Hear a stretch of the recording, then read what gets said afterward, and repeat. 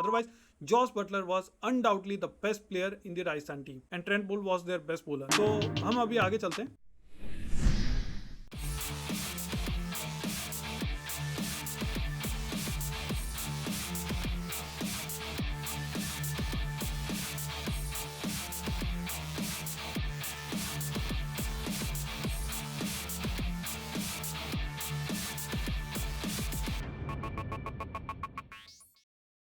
अगली जो टीम है जिसके बारे में हम डिस्कस करने वाले हैं वो है गुजरात टाइटंस. तो गुजरात टाइटंस जो हार्दिक पांड्या की कैप्टनसी में 2 सीजन फाइनल खेल चुकी है. पिछले साल शुभमन गिल कैप्टन थे and he was not really that good. तो उसने भी अपनी रिटेंशन जो लिस्ट है उसमें ठीक ठाक डिसीजन लिए. राशिद खान ऑब्वियसली जो बेस्ट प्लेयर था गुजरात का, उसको उन्होंने रिटेन किया 18 करोड़ पे. कप्तान शुभमन गिल 16.5 करोड़. ये चीज ना मुझे थोड़ी सी चुभी है क्योंकि शुभमन गिल की बैटिंग जो है ना T20 में थोड़ी क्वेश्चनेबल है जरूर. गुजरात में तो खैर उनको एक एंकर प्लेयर चाहिए तो Shubman Gill can play that role, but 16.5 crore Shubman Gill के लिए थोड़ा मुझे लगता है ज्यादा ही हो गए. क्योंकि शुभमन गिल को अगर आप ऑप्शन से अगर आप उठाते तो शायद ये सस्ते में आपको मिल जाते, या फिर 16.5 करोड़ में आपको शुभमन गिल से ज्यादा एक अच्छा अटैकिंग ऑप्शन आपको मिल जाएगा. तो साई सुदर्शन इन्हें 8.5 करोड़ में रिटेन किया गया है. ये नंबर 3 पे बैटिंग करते हैं, लेफ्ट हैंड बैट्समैन है और इन्हें भी अभी तक इंडियन टीम में जगह नहीं मिली है, लेकिन ये उस स्टेज में आ चुके हैं जहां पे इनको कंसिडर किया जा सकता है आने वाले किसी स्क्वाड के अंदर. राहुल टेवटिया इन्हें 4 करोड़ में रिटेन किया गया और शाहरुख खान जो लोअर मिडिल ऑर्डर बैट्समैन है, इन दोनों को अनकैप प्लेयर कोटा में रखा गया. जैसा कि मैंने पहले आपको बताया कि अनकैप प्लेयर जो कोटा है उसमें मिनिमम आपको 1 प्लेयर का आपको स्लॉट मिलता है और आप उससे ऊपर भी आप ले सकते हो. शामी का यहाँ पे गुजरात टाइटंस से ना सवाल बनता है कि इनका क्या हो. तो खैर शामी का आप सभी को पता है कि उनके फिटनेस के इश्यूज हैं, वो इस समय इंजरी से रिकवर कर रहे हैं, इसीलिए उन्हें बॉर्डर गावस्कर ट्रॉफी में भी उन्हें नेम नहीं किया गया. Otherwise Shami would have been the best choice retention के लिए इस टीम से राशिद खान के अलावा. तो पर्स में एक बार मैं नजर घुमा लेता हूँ कि गुजरात टाइटंस के पास ना अभी एक अनकैप प्लेयर का कोटा रह गया है कि वो एक अनकैप प्लेयर उठा सकते हैं RTM यूज करके, और इनके पास इस समय टोटल है 69 करोड़ यानी 69 करोड़ रुपए इनके पास रह गए हैं पर्स में. ऑक्शन में जाने से पहले ठीक ठाक अमाउंट है ऑक्शन के लिए क्योंकि इन्हें पूरी अपनी स्क्वाड बनानी है 69 करोड़ में. और मैंने जैसे पहले डिस्कस किया था राजस्थान रॉयल का, इनकी हालत बहुत ही खस्ता है क्योंकि इन्होंने काफी महंगे परचेजेस किए और रिटेंशन किए हैं और इनके पास बस अब कोई RTM बचा भी नहीं है. साथ में इनके पास पर्स में सिर्फ 41 करोड़ रह गए जो इस पूरे लीग में जितनी 10 टीमें सब में सबसे लोवेस्ट पर्स है. यानी कि सबसे अब कंजूसी भरी खरीदारी जो है वो इस समय राजस्थान करने वाली है ऑक्शन में. ये कोई नई चीज नहीं है राजस्थान के लिए क्योंकि जो भी IPL को फॉलो कर रहा है 2008 से उसे पता है कि सबसे कंजूसी भरी जो टीम है वो हमेशा राजस्थानी रही है. सस्ते प्लेयर खरीदती है और पैसे का मतलब बेस्ट यूटिलाइजेशन सही यही टीम करती है. अब आते हैं बहुत लोगों की फेवरेट टीम RCB के ऊपर. तो भाई RCB ने 3 ही रिटेंशन के नाम दिए. खैर अब RCB खुद है ही ऐसी टीम, उसके पास रिटेन करने के लिए भी प्लेयर नहीं होते. तो इस बार विराट कोहली को फिर से इन्होंने रिटेन कर लिया और काफी बड़े मतलब इनकी जो अमाउंट थी पहले वो 15 करोड़ तक आ गई थी, अब उससे उठा के 21 करोड़ रुपए विराट कोहली को दे दिया है. भाई स्टार प्लेयर तो है वो, लेकिन इस समय क्या वो T20 में उस तरह का इंपैक्टफुल प्लेयर है जिसको आप 21 करोड़ दो, क्योंकि 21 करोड़ ना आप कहीं ना कहीं देखोगे 2 इनफॉर्म प्लेयर की कॉस्ट है.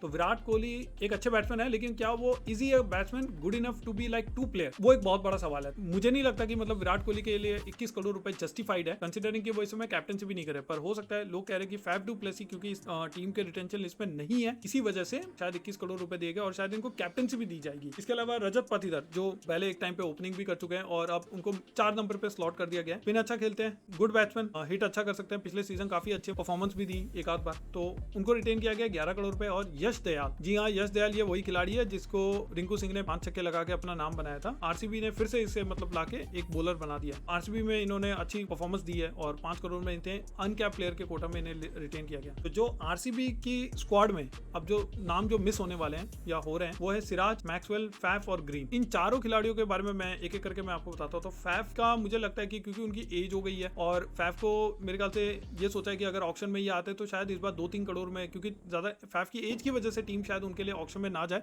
तो 2 करोड़ में भी आप फैफ को शायद ये उठा सके क्योंकि वो सबसे मिनिमम कोटा है टॉप प्लेयर्स के लिए, है ना.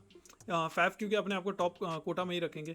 सिराज की जो परफॉर्मेंस है वो ऑफ लेट इतनी अच्छी रही नहीं है और इसी वजह से शायद इन्होंने सोचा, RCB मैनेजमेंट ने सोचा कि हम इन्हें अगर उठाएं तो शायद RTM भी अगर हम यूज करें तो ये पिछले दाम यानी 10 करोड़ के आसपास इनको कीमत दी गई थी, उससे शायद सस्ते में मिल जाए सिराज. और इसके अलावा मैक्सवेल और ग्रीन दोनों को ही मतलब 12-12 करोड़ से ऊपर दिए गए थे. ग्रीन को शायद 16 करोड़ या 16.5 करोड़ मिले थे. इस बार ऑक्शन में अगर ये दोनों खिलाड़ी अगर जाते, क्योंकि ये मेगा ऑक्शन है तो ये दोनों ही खिलाड़ी शायद इस बार सस्ते में भी मिले इन्हें कंसिडरेबली। तो बहुत लंबे समय के बाद एक अच्छा डिसीजन लिया आरसीबी की मैनेजमेंट ने। मैं आपको उसके अलावा स्पर्स का एक बार मैं आपको दिखा देता हूँ कि अभी ये रह कितना गया है। आरसीबी की तरफ से अब जो आरटीएम का जो यूसेज है अब वो 3 प्लेयर पे लिमिट होकर रह गया, क्योंकि इन्होंने अपना एक अनकैप प्लेयर का कोटा दयाल के ऊपर यूज कर लिया। तो इनके पास अब 83 करोड़ रह गए हैं पर्स में, और ये 3 खिलाड़ी को सेलेक्ट कर सकते हैं आरटीएम के थ्रू। अब आगे चलते हैं दिल्ली कैपिटल्स की तरफ। तो दिल्ली कैपिटल्स ने जो है अक्षर पटेल 16.5 करोड़, कुलदीप यादव 13 करोड़ 25 लाख, ट्रिस्टन स्टफ 10 करोड़ और अभिषेक पोरेल जो अनकैप प्लेयर है उनको 4 करोड़ में रिटेन किया है। अब जो मेन नाम जो यहाँ से मिसिंग है वो है दिल्ली कैपिटल के कैप्टन और सबसे swash buckling batsman Rishabh Pant का। तो कई सारे लोग ये कह रहे हैं कि ऋषभ पंत को छोड़ा क्यों। तो देखिए, मुझे जहां तक ये खबर आ रही है ना कि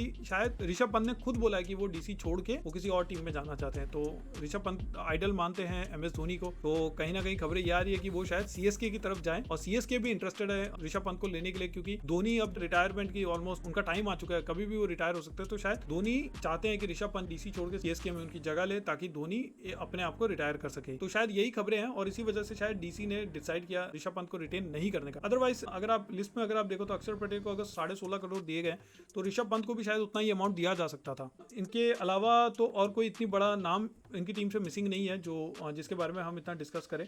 हाँ, एक नाम फ्रेजर मैकगर का है जरूर, लेकिन फ्रेजर मैकगर की ना परफॉर्मेंस इस समय इंटरनेशनल लेवल पे ऐसी नहीं है कि उनके लिए मतलब 10 करोड़ रुपए डीसी जो है स्पेंड करे। शायद अगर फ्रेजर मैकगर को इस बार वो मेगा ऑक्शन से उठाए तो वो खिलाड़ी थोड़े सस्ते में भी इन्हें मिल सकता है, 5-6 करोड़ में भी मिल जाए। तो डीसी का अगर मैं पर्स देखूं तो इनके पास 3 खिलाड़ी जो है वो और अवेलेबल है जिनको ये आरटीएम यूज करके ले सकते हैं, और इसके अलावा 73 करोड़ इनके पर्स में रह गए हैं, जो देखा जाए तो मेगा ऑक्शन के लिए अच्छा खासा अमाउंट है। अब हम आगे चलते हैं दूसरी टीम की तरफ, वो है पंजाब किंग्स। पंजाब किंग्स ने जो है बहुत ही स्मार्टली इस बार डिसीजन लिया है। खैर, ये मैनेजमेंट और पूरी टीम जो है आईपीएल की one of the worst team मानी जाती है अगर आप हिस्टोरिकली देखें तो, बट इस बार जो पिछले सीजन जो ऑफ लेट इन लोगों को एक बूस्ट मिला, आशुतोष शर्मा और इसके अलावा अर्शदीप, फिर प्रभसिमरन सिंह और जो इनके खिलाड़ी थे शशांक सिंह, इन चारों खिलाड़ियों ने काफी अच्छी परफॉर्मेंस दिखाई और टीम ने कुछ मैचेस में बहुत ही अनबिलीवेबल परफॉर्मेंस दी। तो उसमें इन्होंने शशांक सिंह और प्रभसिमरन सिंह दोनों को अनकैप प्लेयर के कोटा यूज करके 5.5 करोड़ और 4 करोड़ में रिटेन कर लिया है। अब सवाल ये बनता है कि अर्शदीप सिंह को क्यों रिटेन नहीं किया गया। तो जहां तक मुझे पता है कि जो रीजंस मीडिया में आए, खैर ये वेरीफाइड नहीं है तो मैं इसलिए इसका सोर्स आपको कोट नहीं कर सकता। बात यह कि अर्शदीप को अगर इन्हें रिटेन करना पड़ता तो शायद इन्हें टॉप प्लेयर का कोटा उसे देना पड़ता। अब अर्शदीप क्योंकि एक वर्ल्ड कप विनिंग टीम का भी हिस्सा रह चुके हैं तो टॉप प्लेयर का कोटा तो वो डिजर्व करते हैं, बट पंजाब किंग्स की मैनेजमेंट को ये लगा कि अर्शदीप वो खिलाड़ी इस समय है नहीं जिन्हें 18 करोड़ का अमाउंट दिया जाए। अगर अर्शदीप को अगर ये ऑक्शन से उठाते हैं और उस पर अगर आरटीएम अगर यूज करते हैं तो ये अर्शदीप को 18 करोड़ से कम में खरीद सकते थे। इसीलिए अगर आप देखोगे कि इस आईपीएल के ऑक्शन में पंजाब किंग्स जो है एक फ्रेश स्टार्ट लेके एक नई टीम बनाने का सोच रही है, और इसीलिए इनके पास लगभग 110 करोड़ है और इनके पास ऑलमोस्ट 4 आरटीएम के कार्ड्स भी रह गए हैं जो शायद ये सैम करन पे भी यूज करे, जो शायद अर्शदीप पे भी यूज करे। इसके अलावा आशुतोष शर्मा भी वो खिलाड़ी है जिसपे ये यूज कर सकते हैं, क्योंकि उन्होंने भी मतलब ठीक ठाक परफॉर्मेंस देके अपना एक नाम बना लिया था शशांक सिंह के साथ।